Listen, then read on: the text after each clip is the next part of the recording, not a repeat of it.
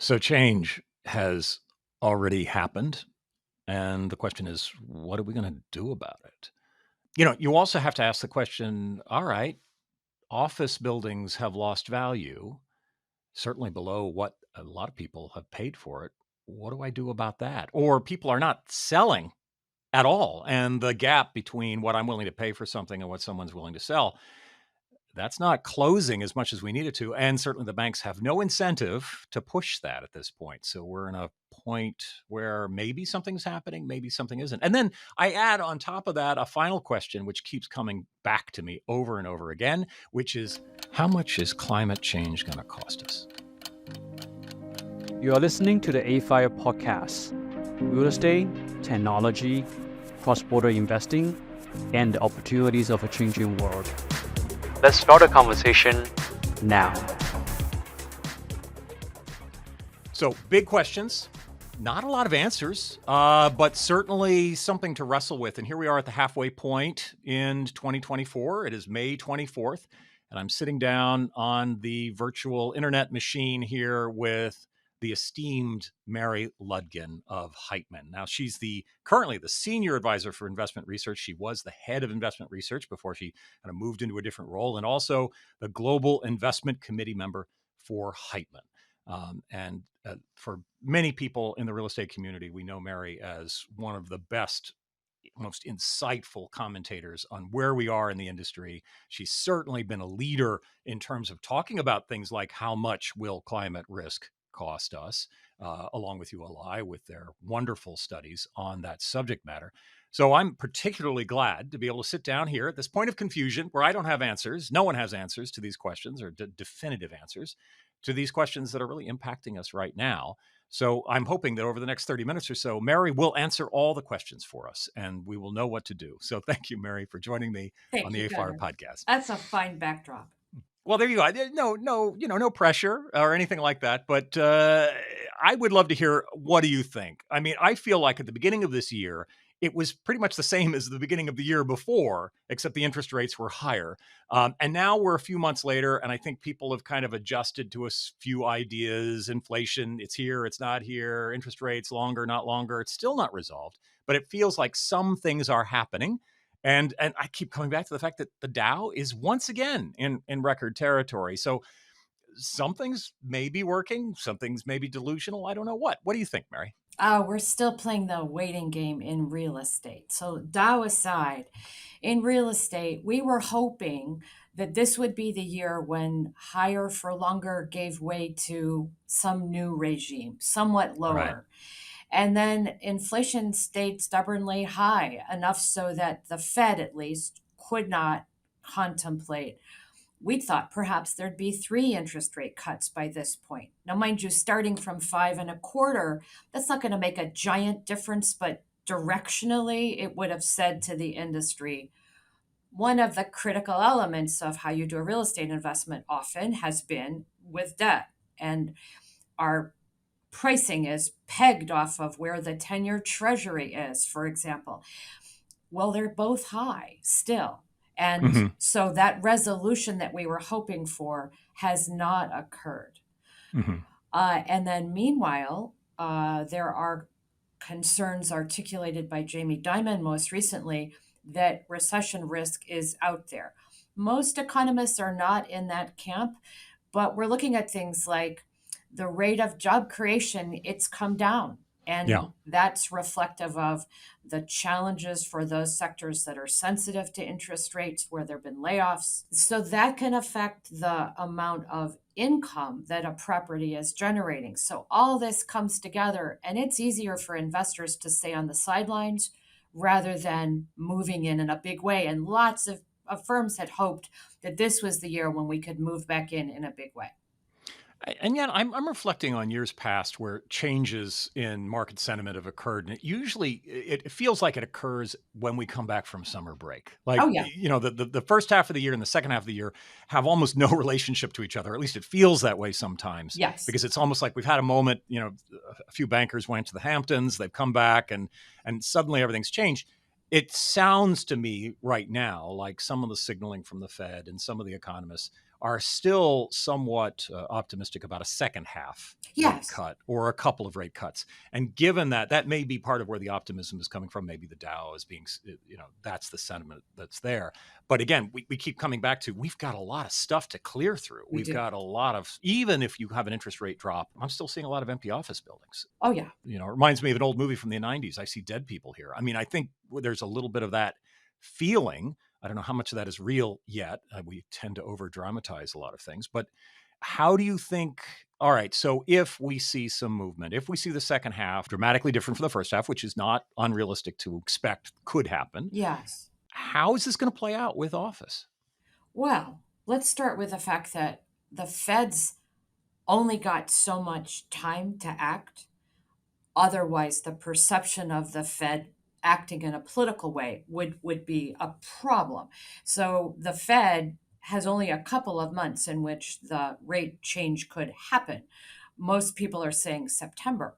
And then after that, the Fed really needs to be apolitical. So I don't Right, think, and I think step there's out, yeah. room for one rate cut before the election and perhaps a rate cut or two after the election. What does that mean for the empty office buildings? Well, I don't think that there's going to be a groundswell of interest in buying empty office buildings. And those office buildings that are not empty now, many of them are going to see their occupancy numbers decline as those 10-year leases that were signed before COVID expire. And generally speaking, as that's happening, the tenant is either not renewing and going completely remote. There's less of that than we saw in 22 and 23, but it still happens. Generally, what's happening is that they're re-upping, but at 75%, 66% of what they had before. So that's going to ripple through into higher vacancy rates. Mind you, we need to segment the sector and recognize there are definitely cuts being done of the occupancy to statistics for office across the US and saying the primo buildings, downtown Chicago, and a recent assessment was made that the primest of the prime vacancy is only 8%, which is manageable. But that's a handful of buildings, and the others are going to get weaker before they get better. I'm firmly convinced that there's a role for office going forward in the same way that retail got declared dead in the late 20 teens and declared even deader as COVID hit, only to be, what's the Monty Python line? I'm not dead yet. Not dead yet. It's a not dead yet sector. In fact, not dead forever would be my view of both retail and office. But just as retail had its 5 years in the wilderness, completely out of favor, spiking cap rates, the same dynamic is happening in office. We know there'll be investment opportunities in office at some point, but there's still so many moving pieces that our view as a firm, now is not the moment to venture in. But in a conversation that we'll have no doubt later in this podcast, the dead office space could be advantageous for cities that are trying to figure out how to stimulate activity in their CBDs. Office to resi conversion is not for every building, but it will play a role in helping to create street level demand for retail, which is dead as well in downtowns. So there's opportunity that comes out of the pain in office, not to gloss over this extreme pain that particularly those firms or those investors that are long office are feeling now and will feel for years to come. And some of those opportunities are very exciting. I mean, you look at them, they look like things that we should do, that we've needed to do for a long time. Oh, yeah. And yet, for change to occur, we have to be able to acknowledge it's broken. We have to take on the pain. In order for those things to happen, the values have to drop. And they have you cannot see, and they have, but you're still not seeing those trades occur. Yes. It's my concern is that we will lose some of that opportunity. Those windows will get smaller and smaller the longer it takes for us to accept the loss. Well, I would say one thing that I've noticed this cycle that's different from where lenders were, for instance, during the global financial crisis. There are CMBS bondholders that are being flexible with their office buildings in trying to help figure out what's the path to a brighter future. And so I'm seeing some level of, perhaps it's enforced on banks and other lenders by the Fed, but I'm seeing some levels of patience Hmm. to allow for another solution to be put forth. Hmm. And to allow cities to get their policies together, because office to residential conversion, hotel to residential conversion, office to self-storage conversion, office to vertical farming conversion, you name it, it's expensive. Yeah. And it's going to take public subsidies to make the meaningful difference. Even before you get to subsidies, you got to get them to be flexible on the zoning as it exists today. I mean, Correct. some of these cities, you can't do it for any amount of money. It doesn't matter. You can't. And we're trying to convince cities, for instance, that what works in student housing, rooms that don't have natural light get rented in student housing complexes. Hmm. Maybe this focus on natural light, maybe the focus on windows that are operable, which is typical of most building codes in the United States. Maybe something has to give there in the name of both helping our office markets rebound and the tax base they represent, and in the name of helping solve a problem that I know is near and dear to your heart and to mine, which is expanding our supply of affordable housing. Absolutely. Well, let's talk about that a little bit. We're what 7+ million units short right now in the Yes. United States. How are we going to build more housing? How are we going to make sure it's affordable? Do you see any glimmers of light in terms of how things are going to expand or not from a more of a portfolio institutional level? Well, the glimmers of light come in the opportunity side. As an example, repurposing land and buildings. We've already talked about it relative to the office to resi conversion opportunity. I like to think it's a solution for mall owners. All the land that's on ring roads, yes, you can put up yet another TGI Fridays, or you can put up residential. And in Hmm. many instances, the sheer scale of the mall footprint is big enough that the NIMBYism that's been the scourge of building new housing in so many communities, sometimes these places are buffered against the NIMBYs. Right. Well, you've got several acres of parking lot between you and anything else You do. that I mean, I've seen some of those conversions over the last 10, 15 years for some of those very dead malls where you turn it more into a streetscape, Yes. where you start going back to the future, really, to a great extent, where you have the more traditional main, shopping district that has 2 or 3 floors on top of it of residential. It makes total sense, especially for a mall that maybe is struggling a little bit. You can create so much more leasing opportunities on the retail side if you just put some apartments on top of that. What stands in the way of that happening more, though? I mean, I feel like it's a great idea. It should be exploding.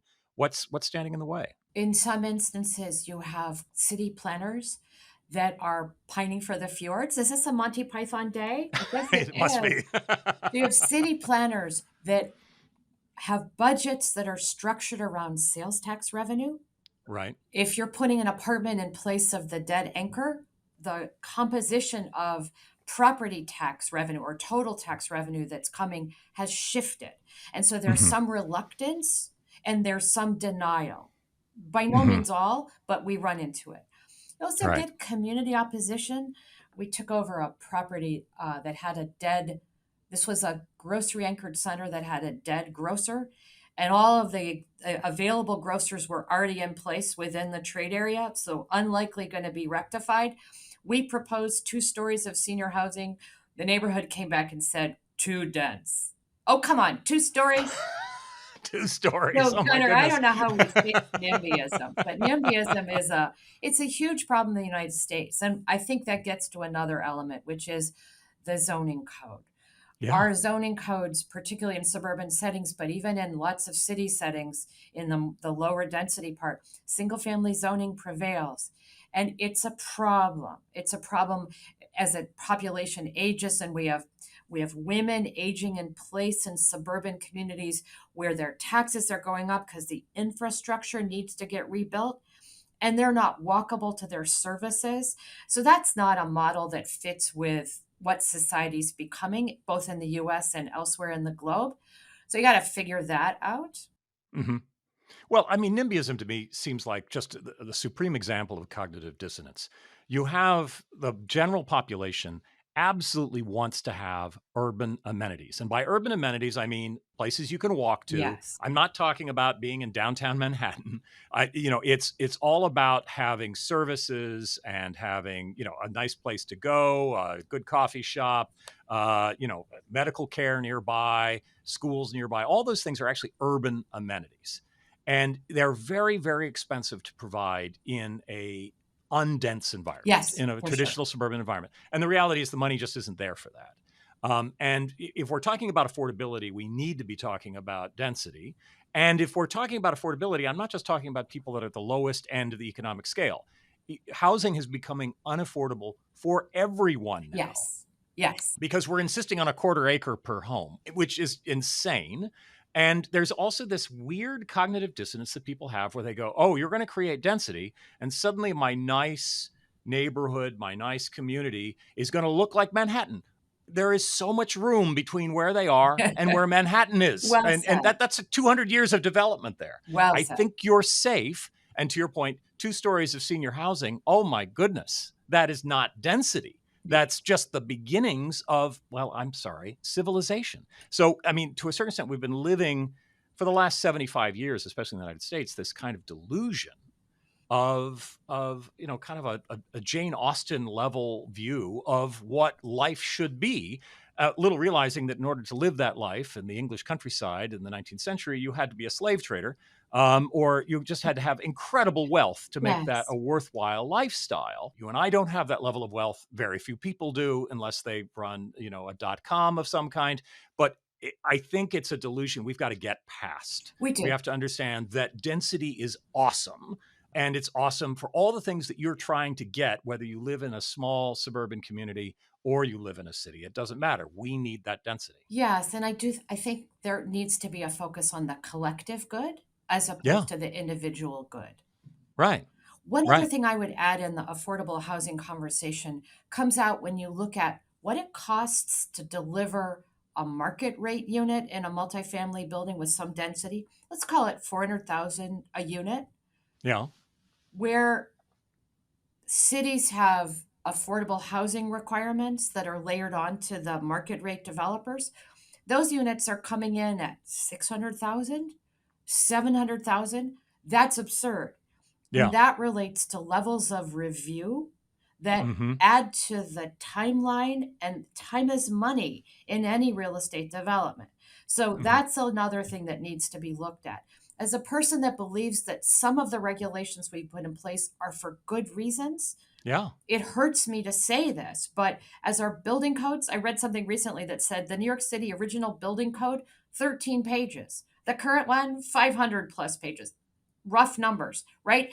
Much of that for the good, but not all of it. But it has been assembled over time. Yes. And to the point of 13 versus 500 pages or whatever that ratio is, to a certain extent, we have not, for maybe hundreds of years, have not gone and rebuilt the zoning codes. Correct. We've just added Yes. to the zoning codes. Exactly. And I think there is a point where you have to do a review. Again, I think to your point, the regulations are there most of the time for good reason. We want things to be safe. Yes. We want people to not be taken advantage of. We want there to be an ordered, regular society that all people benefit from.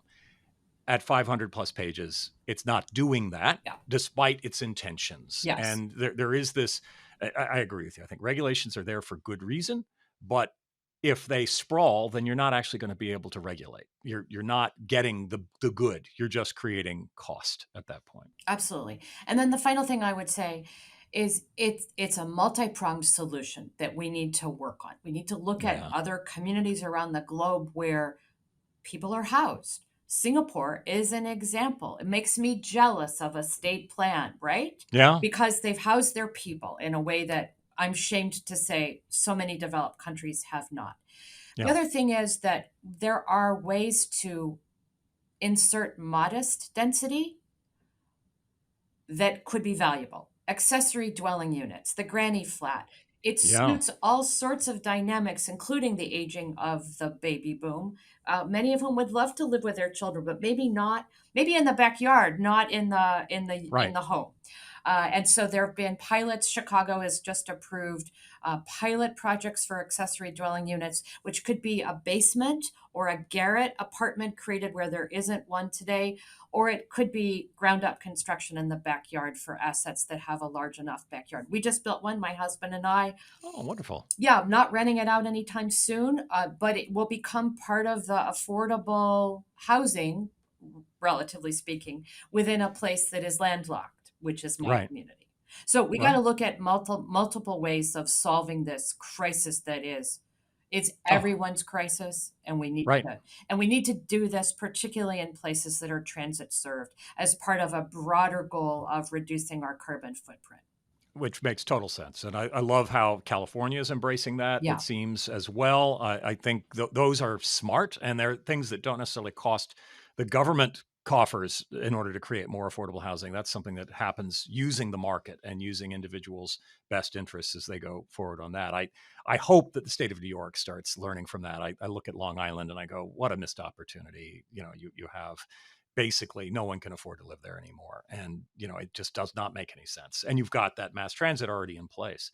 Well, I mean, let's move to one of my favorite subjects to ask you questions about, which is sustainability. Yes. And more importantly, at this point, or more critical, is resilience and the cost of risk. And I feel like this is the year when our industry actually sees some real numbers that everyone can agree to. And that's because of the pension or the insurance system is saying, Correct. all right, we're going to charge you, double or triple the premiums. And Yes. what I love is most people say, oh, that's a Florida problem or that's a No, California no, problem. I'm saying, no, it's across the entire it country. You're is. seeing premiums go up.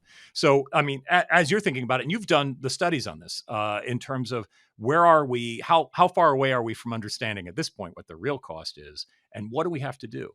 Well, I believe the hurricane season this year, which NOAA, the National Oceanic and whatever NOAA stands for, uh, they're predicting this is going to be an intense hurricane season. And that is going to feed into the insurance dynamic that you were referencing, where households, I spoke with a colleague of mine who owns a house in Florida. I said, well, what are you expecting about insurance? He said, our taxes are low. Effectively, insurance is our tax.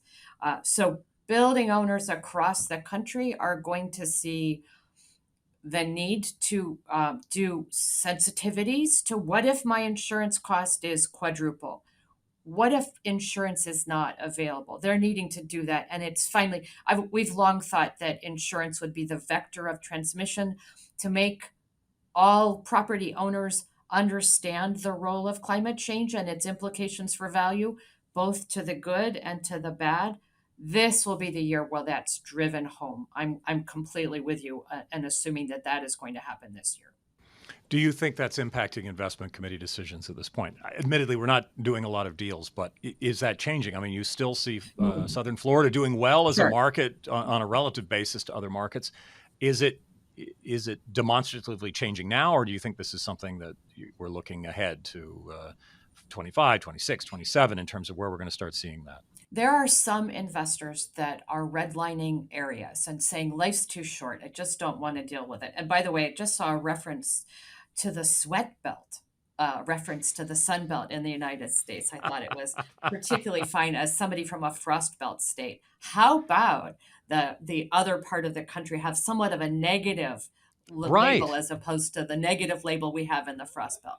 It's about time. Well, and moving from the Rust Belt to the Sun Belt always sounded so lovely, It but now going did. to the Sweat Belt, maybe it's a little equal. It did. That's nice. What I'm seeing is an increasing recognition that risk is out there. How do you manage risk in real estate? You diversify. Right. It's a hugely important overlay for any portfolio. The way my firm has handled it is to look at what's our flood risk exposure as distinct from our storm surge exposure, as distinct from our wildfire exposure, as distinct from the water stress or the heat stress. So, looking at those variables and trying to make certain that we don't have any of that undue, unwitting exposure that can so cause problems. Others are saying, hey, for now, certain parts of the sweat belt are still seeing remarkably strong population growth and GDP growth.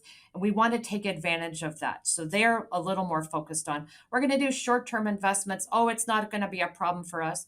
I think some of them may be surprised that it's more problematic than they're expecting it to be. But that's definitely how some are doing it. One of my concerns about the sweat belt, which I'm going to have to start using that, is more than the question of, is it livable, is it affordable, all those from the standpoint of insurance. I start wondering how much of the growth of the southern regions of the United States have been driven by the arbitrage in cost Oh, yeah. between the North and the South. You eliminate that arbitrage. So now you have the tax of insurance premiums. You have water costing you money in the Southwest. You have all these things that at least bring you up to par with the costs of being in a northern region in the United States, in the Rust Belt or the Frost Belt. Will they still enjoy the kind of growth they've had up to now? Because as far as I can tell, the pro formas are all assuming continued growth, even on if it's just a short term. How much is that growth impacted by those changes? I believe that you've portrayed it accurately. In our lifetimes, we've watched companies like J.C. Penney leave Connecticut for Plano, Texas. In the 80s, in a quest for a lower cost, lower taxes, and lower labor costs. There are dynamics underway now, given the magnitude of population growth these areas are experiencing. These right to work states have been winners in the corporate headquarters hunt. But coming with that has been a cost increase. And I was just looking at some average home costs by metro. And Chicago was more expensive than Dallas as recently as 10 years ago. Now Dallas is more expensive. And as people do their calculus of where can they live, where can they afford the home, plus the costs that go with homeownership that include now, of course, property taxes that are going to have to go up, in my view, in order to do climate mitigation. Right. Is that a federal issue? Is that a state, a local issue? Still to be determined. But costs are going to go up. And so that's likely going to change the calculus for some homeowners or people that wish to be homeowners. And they may start looking at places that have become more affordable. And if those places happen to be adjacent to large bodies of fresh water, Cleveland, this is Buffalo, Cleveland's moment, or the next 20 years are their moment after 100 years in the wilderness. Agreed. Well, I mean, and Dallas has been an amazing success story. It has a lot going for it. But the expansion of Dallas confuses me from the standpoint of the geographic expansion and the inherent infrastructure costs that are associated with that. I just read a book about that very thing called Disillusioned. Benjamin Harrold, a journalist, focused on 5 communities around the country and looked at things like the homeowner that was living in Plano because the schools were great and the taxes were low. But as taxes started to go up, as the infrastructure need to get replaced, they jumped out yet another ring road or out 2 ring roads and began the suburban sprawl dynamic that has been so painful for our country. At some point, we have to realize we can't just sprawl our way out of this. And there are expenses. We have roads that need to be maintained or bridges that need to be rebuilt, and that's going to be expensive, and that will drive some people to more locations where they can recapture this idea that the suburbs are low tax and high quality of services like schools. And the cost of using those miles to the ring roads have only accelerated in the last 4 or 5 years. Absolutely. When you think about car ownership and how difficult it is, combined with in localities like Dallas, they're paying for all of that with toll roads. And I think, a lot of people are saying it cost me $15 to get to work. Yes. How is that sustainable over time? Absolutely. And some people will choose that lifestyle. Others are going to say, hey, you know what? I don't mind walking to the L. Yeah. Right? It's healthy. It's lower carbon footprint. It accomplishes multiple goals. It's my vision of what a future of reasonableness should be. It's not everybody's, but it's certainly my vision. Well, it does move mass transit away from being some sort of kind of tree-hugging kind of environment, where, you want mass transit because it's the right thing to do, to it's in your best interest. It makes for a better Oh, yeah. lifestyle. It's more affordable. It's more reasonable to look at that on a daily basis. And I could read 2 newspapers on my 20-minute ride There into. you, Yeah, it's efficient. and at this point, so far, self-driving cars are not at the level that you can read 2 newspapers on your way to work. I would certainly not recommend that No. for anyone as they do that.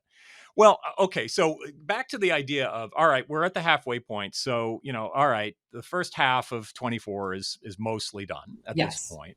And we're going to have a little bit of a break in a couple of months, or a transition period where people are trying to get through the sweaty months of one of the hottest summers ever.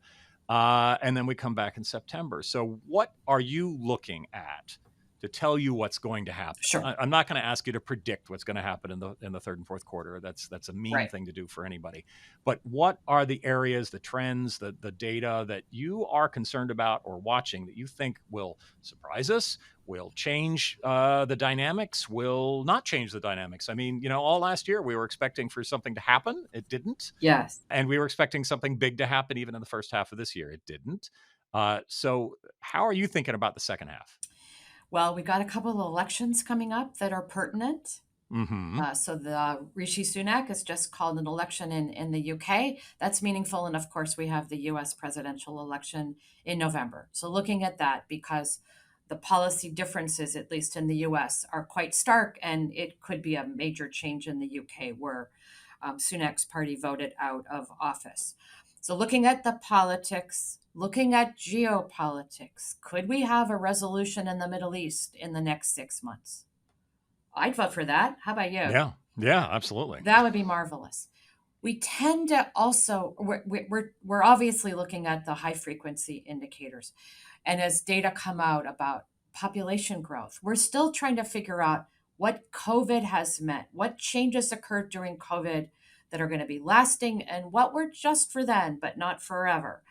So looking at that, I'm also looking at innovation. I just read a heartening article about breakthroughs in the ability to reuse steel that involve melting it down, and the flux that's part of the process of getting the impurities of the used steel out. The flux agent would be existing concrete ground up and put into the mix. Solves 2 problems in one. Yeah. So, in the midst of a conversation about the grim nature of climate change, this is a little spark of hope, because innovation is clearly what we need across a bunch of different major thorny issues, including how do we make certain the building materials that we're using have the lowest carbon footprint they can. We've made a lot of progress on that, I think, in the last 20 years as an industry on sustainability. We're doing things now that we never conceived of as practical 20 Absolutely. years ago. So how do you project forward the next 10 years? What do you think real estate is how well are we going to do in terms of the next steps, the concrete, the steel, all the various issues that we know are a problem and a big contributor? Yes. Well, a lot of us have net zero 2030 goals. Some others have net zero 2040 goals, and we're focused on that. We're 4 years into this century, or this decade. How do we make certain that Heitman's got a 2030 commitment? How do we make certain that we're reducing our energy, reducing our carbon, switching to renewables, and looking at other options? So I believe that that's coming. And when you get big entities behind something, like Walmart has been a giant in trying to figure out, how do you reduce the emissions from those trucks that bring Walmart products to the globe? How do you make certain that they're powered by renewables, so that the person that's sleeping in the truck cab overnight can be hot or cold or whatever, heated or cooled, without ruining the environment? So I think there have been a lot of improvements, and we need a lot more focus on this. It's challenging, Gunnar, because in many instances, the low-hanging fruit has been picked. We're looking right now at the 10 worst buildings in our portfolio from an energy and carbon emissions perspective. We've pulled a lot of levers. What remains to be pulled without a major overhaul in the HVAC system, which we're trying not to do until it's come to the right moment at the end of its usable life. Right. The other thing is that I'm exhilarated by the idea that many of the decisions individuals make sounds small because I'm just one person in a globe of how many, but add us up and it can be meaningful. So I was just at a presentation where somebody was focused on the decisions that we're making at the kitchen table are meaningful. What do we eat and how do we get our food? What's our mode of transportation? How are we heating and cooling our homes? And what can we do to remove that? Heat pumps are getting, speaking of innovation, they are now viable in cold climates. That was a Right. concern. That's not the case. We have two of them in my house that have worked for 10 years, 15 years. So innovation and dissemination of the need to electrify, that's happening. And it seems like there's a lot of energy behind it from the government as well, which is helpful. It Yes. certainly, and there's a lot of money behind it. We've only seen the beginning of that as we do this, but I keep coming back to a word that we have talked about multiple times in the last half hour as being a central part of many solutions, and that's density. Yes. That part of the reason why this is no longer low-hanging fruit is that, to a certain extent, the built environment has to be restructured. It does. And maybe that's, that we use all these office buildings for other reasons, including residential or whatever else that we do it, so that people are able to live in a more dense geographic environment than they have been. Absolutely. I'm going to draw on my fair city, Chicago, and say we built an arc of housing around the downtown during the late 70s through the 2000s. We didn't build housing in the heart of the downtown. And that monoculture worked against the viability of downtown when COVID hit. It hurt. Right. We have now record high office vacancy rates in the downtown, and we have record high retail vacancy rates. That's an opportunity. We need to see it as an opportunity to build something other than a monoculture that makes office viable because it's adjacent to residential, which supports the office and it supports the consumers And is more resilient. and is more resilient. Just like in farming, monoculture, all it takes is one pest, one storm, one drought. Correct. But if it's diverse, if there's a lot of different uses, if there's a lot of different crops, it can survive. Yes. And in fact, Gunnar, as you were about to mention the word that we've used multiple times, and it was density, I was thinking that you might go with diversification. And that's an appropriate word to call out as well, because as somebody that's been trying to predict the future for my 35-year career in this field, I've realized that there are things you can predict, and then there are the black swans. And we've lived a couple of black swans. And the only way against to buttress against the black swan, to mix a metaphor or two, is to diversify. So I would say that's become increasingly relevant in thinking about things like where industrial demand is in an environment in which the Suez Canal and the Panama Canal are both restricted. Who would have expected two at once? No Right. one had that on Right. their radar screen, I believe. Well, I mean, it does suggest to me, and this is an old idea, that real estate, we've always said it's about three things: location, location, location. But maybe it's more diversity, density, and name your third How at about that point. dollar cost averaging? Ooh, I How about love that? that. Three I love Ds. that. Yeah. Three things. It's about diversity, density, and dollar cost averaging. Yeah, That's because perfect. this environment isn't changed enough from a capital markets perspective. There's still a lack of clarity. Are values accurate? Values for real estate in the US are down 21% or so, according to Green Street's commercial property price index. They're down about 16% in Europe. They're down about 10% in Asia. Is there more to come?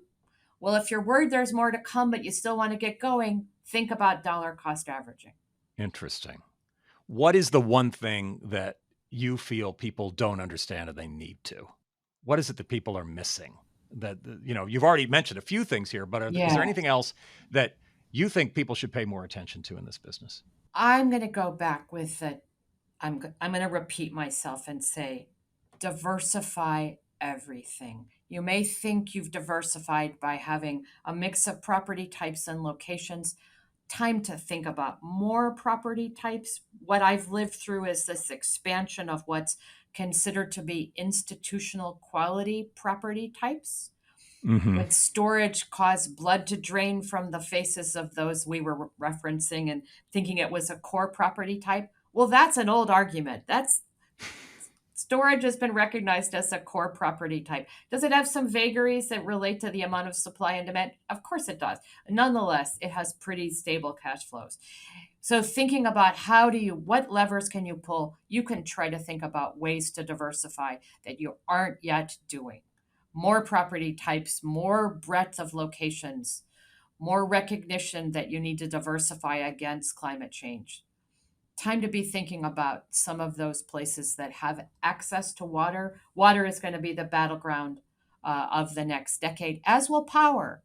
And so thinking about places that are well supplied by green power, renewable energy, and well supplied by water. All right. Well, that is information to work on. I think we should chew on that for a while as an industry. So I want to thank you, Mary, for spending some time with us. Mary Ludgin, of course, is the senior advisor for investment research and the global investment committee member at Heitman, and all around brilliant intellectual on all things real estate. So thank you so much, Mary. My pleasure. You have been listening to the AFIRE podcast. Remember to subscribe on your favorite podcast subscription service, such as Apple, Spotify, Google, Stitchers, and others. AFIRE is not engaged in providing tax, accounting, or legal advice. No content in this podcast is to be construed as a recommendation to buy or sell any asset. Some information included has been obtained from third-party sources considered to be reliable, though AFIRE is not responsible for guaranteeing the accuracy of third-party information. The opinions expressed are those of its respective contributors and sources, and do not necessarily reflect those of AFIRE.